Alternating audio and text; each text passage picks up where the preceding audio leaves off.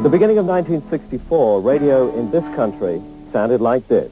Good morning, this is the BBC Light programme. In a moment, a summary of the news and weather. Then, bright and early, half an hour of music, followed at 7 o'clock by more morning music. Ronan O'Rahilly decided to take positive action. In the United Kingdom in 64 period, the only popular music that you had here was every sort of Sunday afternoon, daytime music. Every Sunday afternoon, Alan Freeman did a 2-hour show, and I remember everybody sort of rushing to hear Alan at sometime on a Sunday afternoon.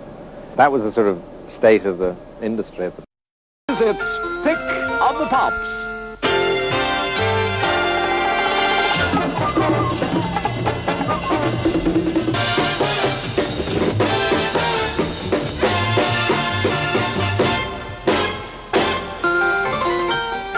Unit 1's the new chart climbers, and for the first time ever at number 19 is America's Norma Taniga. Saturday, 1964, blasting out from the ship on the North Sea, came Britain's first and most famous pirate station, Radio Caroline. You're tuned to Radio Caroline on 199, England's first commercial radio station and your all-day music station. Caroline, Caroline.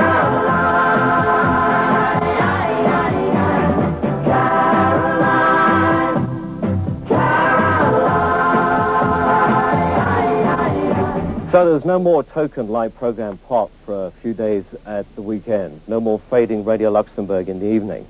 Now youth had the Beatles, Stones, long hair, Carnaby Street clothes, and for the first time their very own radio station.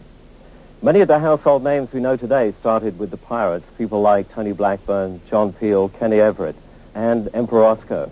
City poppers and finger poppers, we're going to do the thing right here with the Emperor Roscoe on Caroline South. Emperor Roscoe da Gama, first American discoverer, like destroyer, destroyer. Brush your teeth, Roscoe! It wasn't easy running a station on the high seas, and there were many near disasters. In January 1966, the Caroline boat, the Mi Amigo, dragged its anchor in a raging storm and ended up aground on the Essex coastline. 24-hour trips to Holland, being sick the whole time, wanting to throw myself off the boat because I never felt so ill in all my life. But I had to keep going because I wanted to keep it going. I didn't want it to die, you know, that suddenly, because of the financial situation, because the bills weren't paid to the people who were supplying the crew and the food and that, the Caroline just disappeared. One morning, March the 2nd, 1969, crews turned up at 5 a.m. on Dutch tugs, cut the anchor chain and just towed us into Amsterdam. And that was the end of it. We used to get a playlist then of about 8 records an hour that we had to play. And the Radio Caroline took money for playing them. And that really used to piss me off. And I used to have huge rows with Robbie Dale, who's the DJ, said, we've got to do it, Johnny. It's the only way we're going to stay on the air. We've got to play this shit, you know, because this is what's bringing the money in to keep it going.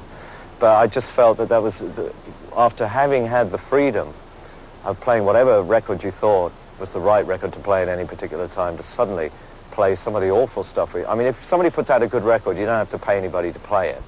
1968, Caroline suddenly went off the air when the station was boarded and towed to Holland.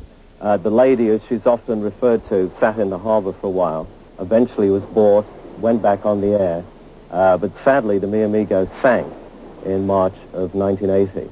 Well, we're sorry to tell you that due to the severe weather conditions and also to the fact that we're shipping quite a lot of water, we're closing down and the crew are at this stage leaving the ship. Obviously we hope to be back with you as soon as possible. From all of us, for the moment,